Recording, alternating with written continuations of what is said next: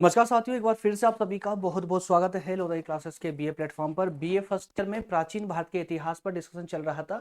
Session आज जो है अभी ये बिल्कुल प्राचीन इतिहास में बिल्कुल एंड पर चल रहे हैं।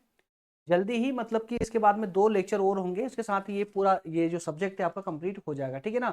तो आज के सेशन में हम बात करने वाले हैं दक्षिण भारत के जो प्रमुख राजवंश रहे हैं उनमें एक अगला क्रम है ना। इसका एक भाग मैंने कल वाले मतलब इससे पहले जो सेशन हुआ था उसमें डिस्कस किया था, ठीक है ना। और आज हम बात करने वाले हैं उन्हीं में चालुक्य और चोल राजवंशों पर।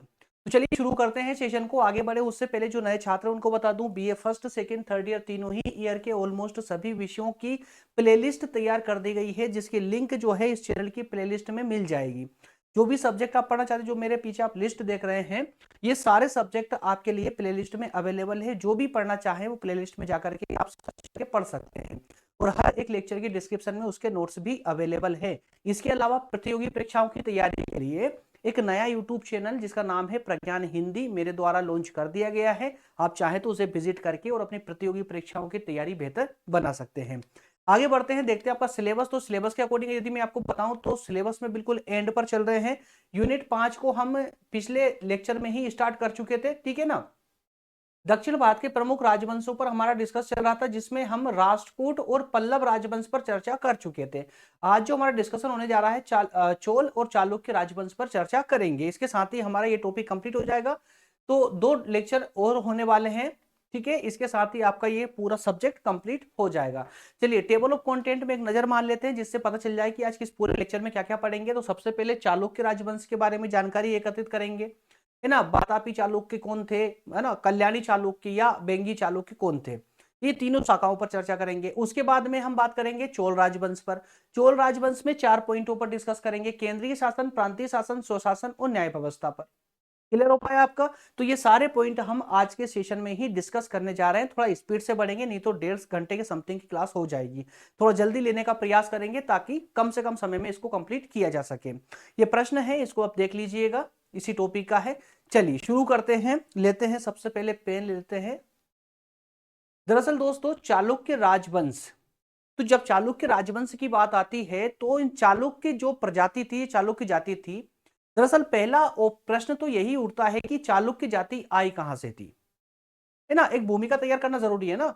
तो चालुक्यों की हम शाखाओं पर आगे बढ़े उससे पहले हमें यह चर्चा करनी होगी कि जो चालुक्य थे इनकी उत्पत्ति कहां से मानी जाती है। उत्पत्ति को समझे उससे पहले एक बार आप ये मैप भी देख लीजिए, जिससे कि आपकी एक बेसिक अंडरस्टैंडिंग बन सके कि कहां कहां पर इनका साम्राज्य था। तो दक्षिण भारत के ऑलमोस्ट क्षेत्र पर इनका प्रशासन व्यवस्था फैल चुकी थी, याद रखिएगा। दक्षिण भारत के ऑलमोस्ट क्षेत्र पर, है ना। चालुक्यों की अगर तीनों शाखाओं की हम लोग बात करें तो 3 शाखाएं थी दरअसल, जिसको हम आगे डिस्कस करने वाले हैं। तो अगर चालुक्यों की उत्पत्ति की बात करें तो इनकी उत्पत्ति को लेकर के कई प्रकार के मतभेद बताए जाते हैं इतिहास में। कुछ विद्वान या विचारक कुछ और कहते हैं, कुछ और कहते हैं, मतलब कि इनमें से कुछ परिभाषाओं को मैं लेकर आया हूं, जैसे कि डॉक्टर वीए स्मिथ का क्या कहना है और उनके इस विचार का खंडन करते हुए डॉक्टर डीसी सरकार का क्या कहना है। तो दोनों के विचारों को जब आप पढ़ोगे ना तो आप खुद समझ जाओगे कि किस प्रकार से चालुक्यों की उत्पत्ति को लेकर के विवाद बना हुआ है। डॉक्टर वीए स्मिथ का कहना है कि जो चालुक्य हैं इनकी उत्पत्ति चापों से मानी जाती है, चापों से मानी जाती है, मतलब चापों से ये संबंधित थे। ये चाप कौन थे, ये चाप कौन थे, तो ये चाप जो है ना, जो विदेश से जो गुर्जर प्रजाति आई थी उन गुर्जर प्रजातियों की ही एक शाखा मानी जाती है। कौन, चाप, याद रखिएगा। तो विदेशी जो गुर्जर थे उनकी एक शाखा थी चाप। तो यहां पर स्मिथ महोदय ने क्या कहा कि जो चालुक्य वंश था यह विदेशी गुर्जरों से संबंधित था, मतलब उनकी एक शाखा चाप से संबंधित था, इसलिए ये विदेशी थे। लेकिन वहीं पर डॉक्टर डीसी सरकार ने इनके इस मत को, इस विचार का खंडन करते हुए या नकारते हुए इन्होंने अपना विचार रखा। उन्होंने कहा है कि जो चालुक्य थे ये देसी कन्नड़ परिवार के थे। कहां के, देसी कन्नड़ परिवार के थे, है ना, जो क्षत्रिय होने का दावा करते हैं। तो यहां पर डीसी सरकार के महोदय के अनुसार अगर बात करें तो ये जो चालुक्य जाति थी, प्रजाति थी, ये चालुक्य जाति भारतीय थी, ना कि विदेशी।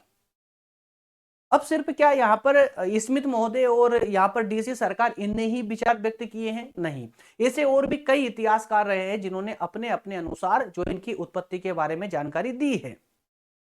कभी कभी इनको उत्तरापद के जो शूलिक लोग हुआ करते थे, उनसे भी जोड़कर देखा गया।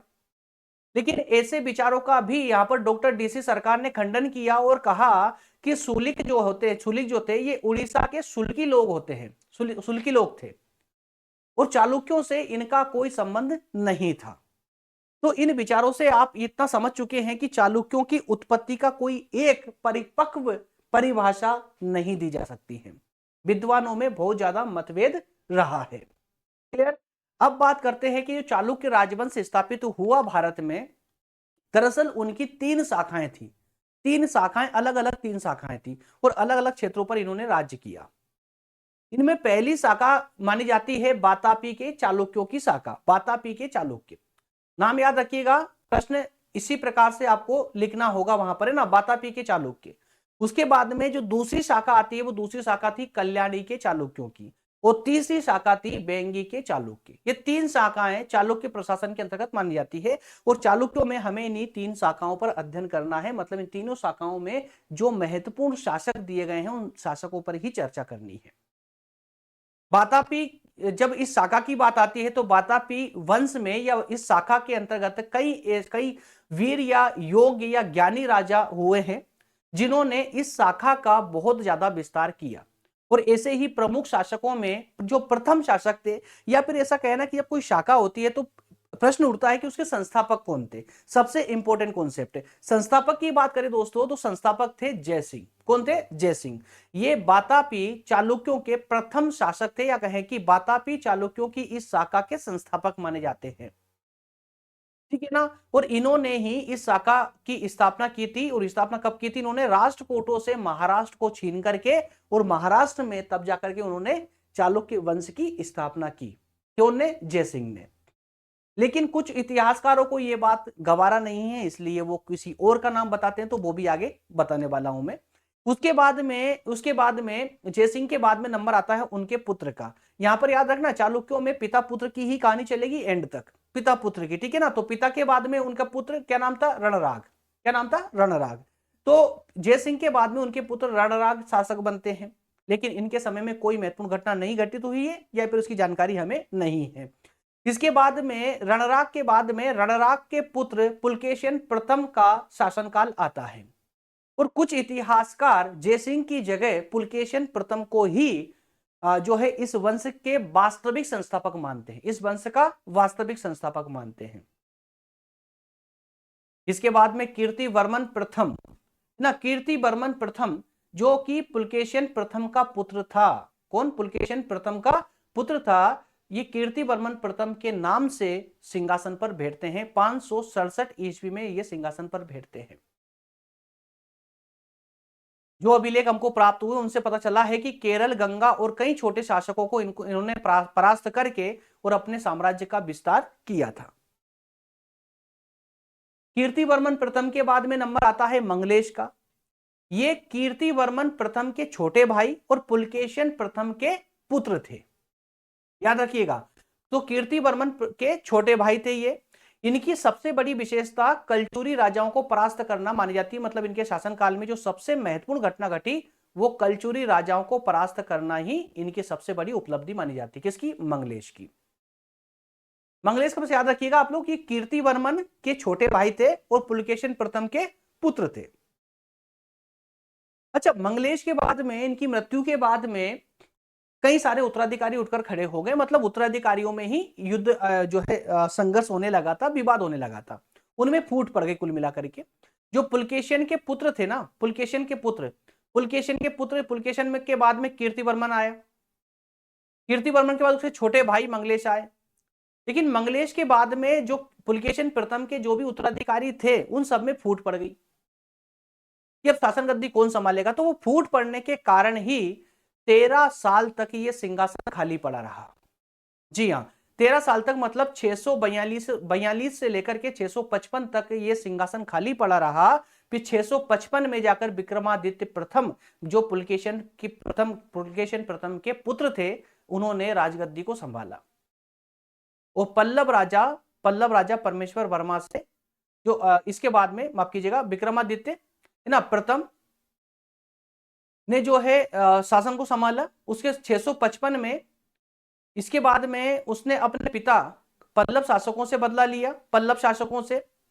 लेकिन पल्लव शासकों में जो रामेश्वर वर्मा थे उनसे अंतिम रूप से ये हार जाते हैं। तो कुल मिलाकर के विक्रमादित्य प्रथम 13 साल बाद में जो है इस राजवंश की गद्दी पर बैठे थे।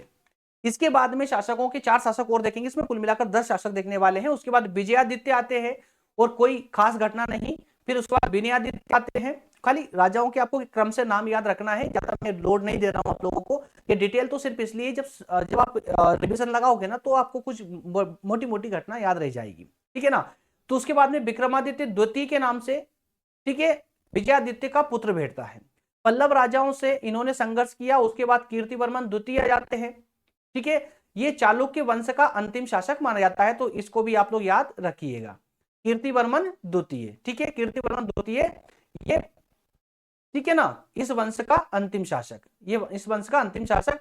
और इस वंश के पतन के बाद में लगभग 2 शताब्दी तक राष्ट्रकूटों का ही बोलबाला बना रहता है। राष्ट्रकूटी ही जो है इनके पतन का प्रमुख कारण थे। क्लियर है। तो ये एक शाखा हमने देखी, बातापी की शाखा, बातापी चालुक्यों की शाखा। उस बातापी चालुक्यों की शाखा में हमने 10 शासकों की एक लिस्ट देखी है। अब आपको याद कैसे रखना दोस्त, तो सुनिए, एक पेज में आप जो है ना 10 ही शासकों को एक ही पेज में लिख लीजिए। बस आपको यह पता करना है कौन किसका पुत्र था, कौन किसका पिता था। ये क्रम यदि आपने याद कर लिया तो ये जो शाखा है चालुक्यों की, ये इजीली आपको याद हो जाएगी। इसके बाद में बात करेंगे अगली शाखा पर। अगली शाखा कौन सी, बातापी चालुक्य शाखा हम डिस्कस कर चुके। अब बात करने वाले कल्याणी के चालुक्य, ठीक है, कल्याणी के चालुक्य। चलिए कल्याणी के चालुक्य की बात करें तो इसमें जो है इतना लंबा नहीं जाएंगे, थोड़ा शॉर्ट में बात करेंगे इसमें। दरअसल कल्याणी के चालुक्य ये भी एक चालुक्यों के एक शाखा थी। ये शाखा थी जिसकी स्थापना तेल द्वितीय ने की थी। जी हाँ, तेल एक शासक का नाम था। इस वंश का शासक रहा है तेल, है ना। 673 में इसने इस वंश की स्थापना की थी। इसने कल्याणी को अपनी राजधानी बनाया। ध्यान दीजिएगा, कल्याणी को राजधानी बनाया, इसीलिए इस शाखा का नाम कल्याणी पड़ा, ठीक है ना। तो तेल द्वितीय ने जो है चालुक्यों की जो खोई हुई शक्ति थी उसको पुनः प्राप्त किया। जो मान सम्मान था, जो हार गए थे, उसको फिर से प्राप्त किया और प्राप्त करके कल्याणी के चालुक्यों की शाखा की स्थापना की। इसके बाद में नाम आता है सत्याश्रय का, जो कि तेल द्वितीय का पुत्र था। सत्याश्रय उसके बाद में उसके जो प्रमुख जो उत्तराधिकारी रहे हैं, तो तेल द्वितीय का पुत्र सत्याश्रय राजा बनता है। उसके बाद में उसके कई उत्तराधिकारी आते हैं, जिसके सत्याश्रय के उत्तराधिकारी दशवर्मा, विक्रमादित्य पंचम या जयसिंह प्रथम या जगदेक मल्ल प्रथम। इसमें कोई महत्वपूर्ण घटना घटित नहीं हुई, इसलिए आप इसी 1-1.5 लाइन में ही याद करिएगा इसको। इसके बाद में शासन आता है सोमेश्वर प्रथम का, ठीक है, सोमेश्वर प्रथम का, जो 1042 में राजगद्दी पर बैठा। इनके शासन के समय में कुछ इतिहासकारों का मानना है कि कौशल और कलिंग जो है इनके साम्राज्य में सम्मिलित हुआ करते थे। सोमेश्वर प्रथम के बाद में सोमेश्वर द्वितीय और उसके बाद उनके उत्तराधिकारी। 1086 ईस्वी में सोमेश्वर द्वितीय गद्दी पर बैठते हैं। चोल राजाओं ने उसे बंदी बना लिया। ध्यान सुनिएगा, सोमेश्वर द्वितीय कब 1086 में बैठते हैं। चोल राजाओं से जो है उनका युद्ध होता है, चोल राजाओं ने उनको बंदी बना लिया।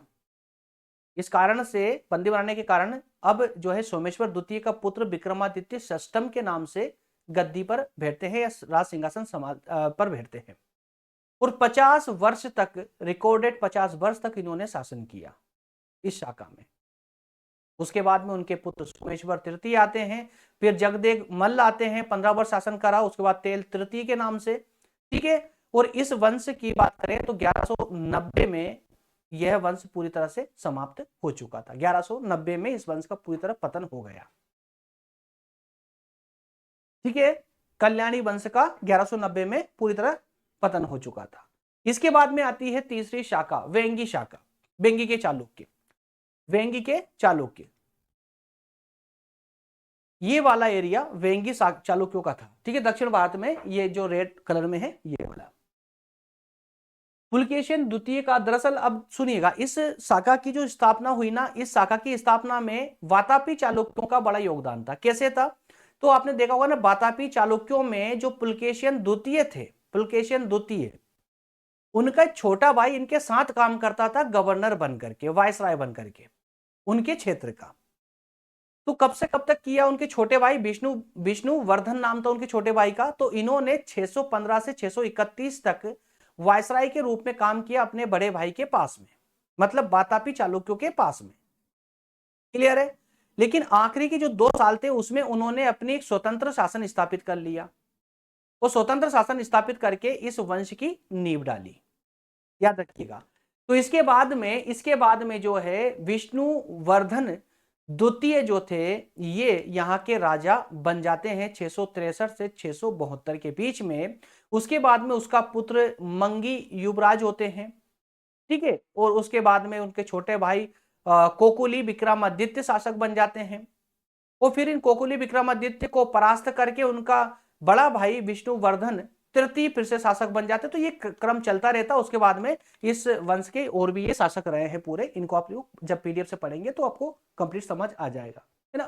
तो शासकों का क्रम आपको याद रखना है, इसके अलावा कुछ भी नहीं है इसमें, कोई डिफिकल्टी वाली बात नहीं है।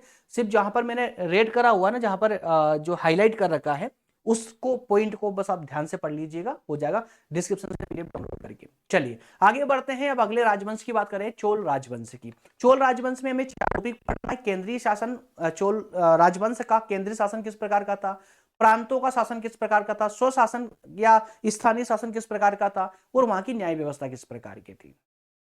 दरअसल दोस्तों, चोल जो राजा थे या चोल राजवंश जो था, वो प्रसिद्ध या फेमस क्यों था? वो अपनी शासन व्यवस्था के लिए। उनकी शासन व्यवस्था का जो प्रबंध था, वो अभी तक के सभी साम्राज्यों से सबसे बेहतर माना जाता था। उनकी सेनाओं की शक्ति या कहें कि उनका विस्तार बहुत ही, मतलब इस प्रकार का था कि हम सोच भी नहीं सकते कि उस समय में इतना विस्तार वो लोग कर सकते हैं, इतनी शक्तिशाली सेना का गठन कर सकते हैं। जी हाँ दोस्तों, चोल राजाओं के, चोल राजवंश की सबसे बड़ी विशेषता उनकी शासन व्यवस्था ही मानी जाती है, उनका शासन प्रबंध ही माना जाता है। देखते हैं केंद्रीय शासन किस प्रकार का था। तो केंद्रीय शासन में सबसे पहले नाम आता है राजा का, चाहे आप कोई सा भी राजवंश पढ़ रहे हो। तो चोल राजवंश भी जो है अन्य शासनों की तरह राजतंत्री ही था। राजतंत्री ही था मतलब वहां पर भी राजा का ही बोलबाला था। ठीक है, चोल शासकों ने एक विशाल साम्राज्य, विशाल क्षेत्र पर साम्राज्य किया। चोल शासक अपने राज्य का सबसे बड़ा अधिकारी होता था, सबसे बड़ा अधिकारी होता था। उसको साम्राज्य की, राज्य की संपूर्ण शक्तियां प्राप्त थी। लेकिन उसके बावजूद विशेषता सुनिए, फिर भी राजा कानून का निर्माता नहीं होता था। राजा कानून का निर्माता नहीं, बल्कि सामाजिक व्यवस्था और नियमों का अभिभावक कहलाता था। इसके अलावा केंद्र में कोई मंत्री परिषद नहीं थी, जबकि अभी तक जितने भी राजवंश आपने पढ़े हैं उनमें हर राजवंश में आपने देखा होगा कि केंद्र में राजा का सपोर्ट करने के लिए एक मंत्री परिषद होती है, लेकिन यहां नहीं थी। और यही चोल साम्राज्यों की विशेषता मानी जाती है। चोल साम्राज्य की 3 प्रमुख विशेषता याद कर लीजिए। पहली, केंद्र में कोई मंत्री परिषद का ना होना। दूसरी विशेषता, चोल राजाओं में जो राजा था वो अपने शासन करने के दौरान ही अपना उत्तराधिकारी नियुक्त कर देता था। जी हां, वो अपने मरने का वेट नहीं करता, इंतजार नहीं करता था, बल्कि शासन के दौरान ही जो अगला कौन, जो युवराज होगा, जो राजा बनेगा उसके बाद में, उसकी नियुक्ति पहले ही कर देता था। और तीसरी कि कानून का निर्माता ही नहीं, बल्कि वो सामाजिक व्यवस्था और नियमों का अभिभावक माना जाता था। ये 3 विशेषता याद कर लीजिएगा आप लोग। इसके अलावा केंद्रीय शासन के अंतर्गत उनकी थल सेना और नौसेना का बड़ा बोलबाला हुआ करता था, बड़ी प्रचलित थी। राजा थल और जल से दोनों ही सेना का जो है प्रधान हुआ करता था। जो अभिलेख हमको प्राप्त हुए उनसे पता चलता है कि चोल सेना जो है कई दलों में बटी हुई थी। दल जैसे कि और प्रत्येक दल का जो है सामूहिक जीवन हुआ करता था। कई दलों में बटी हुई थी, अलग अलग दल थे उनके। और जो दल हुआ करते थे, प्रत्येक दल का सामूहिक जीवन भी हुआ करता था। सामूहिक जीवन मतलब वो सैनिक तो थे ही, साथ में वो सामाजिक जीवन भी जीते थे। और इस चोल सेना के जो है 3 अंग हुआ करते थे। 3 अंग कौन कौन से? हाथी वाली सेना, घोड़े वाली सेना और पैदल चलने वाली सेना। इसके अलावा धनुर्धरों की एक रेजिमेंट अलग से हुआ करती थी इनकी सेना में। और इनकी जब हम नौसेना की बात करें, जल सेना की जब बात करें, तो इस वाक्य को पढ़ के आपको पूरी अच्छे से समझ आ जाएगा कि इनकी जल सेना या नौसेना कितनी शक्तिशाली थी। चोल शासकों के असंख्य जहाजों ने समुद्र को पार करके कंडारम और लंका पर विजय प्राप्त कर ली थी, है ना। तो इससे आप पता लगा सकते हो कि चोलों की जो नौसेना थी वो कितनी संगठित थी, कितनी संगठित थी। इसके बाद में आय की बात करें, भाई कोई भी साम्राज्य बिना आय के तो चल नहीं सकता, संचालित हो नहीं सकता, है ना। तो अन्य साम्राज्यों की तरह यहाँ के आय का स्रोत भी जो है भूमिकर ही हुआ करता था। भूमिकर सबसे बड़ा आय का स्रोत था, मतलब राज्य को सबसे ज्यादा जो आय आती थी वो भूमिकर से आती थी। इस भूमिकर के अलावा व्यापारियों पर, सुनारों पर या बुनकरों पर भी कुछ कर लगाए गए थे। खानों या वनों से भी कुछ राज्य को आय प्राप्त होती थी। नदी, तालाब या बाजारों से भी कुछ करों के माध्यम से आय प्राप्त होती थी। लेकिन ये जो कर थे चोल राजवंश के अंतर्गत, ये कर बहुत ही उदारता के साथ में वसूले जाते थे। उदारता के साथ, जबरदस्ती नहीं, जनता की स्थिति देखकर के ही कर की वसूली की जाती थी। अच्छा, ये जो आय होती थी राज्य की, ये खर्च कहां पर होती थी? इसको पढ़ने वाले हैं सार्वजनिक व्यय के अंतर्गत। सार्वजनिक व्यय के अंतर्गत, सार्वजनिक व्यय के अंतर्गत तो चोल साम्राज्य की जो आय आती थी वो सेना पर, नौसेना पर या सिविल सर्विसेज पर उस आय का एक बड़ा हिस्सा खर्च किया जाता था। इसके अलावा सार्वजनिक हित के कार्यों पर भी सरकार खर्च करती थी, जैसे सड़क बनवाना, पुलों का निर्माण करवाना, नावों का निर्माण करवाना, है ना। और इसके अलावा चोल राजाओं ने सिंचाई का भी अच्छा प्रबंध किया हुआ था, सिंचाई का भी अच्छा प्रबंध कर रखा था।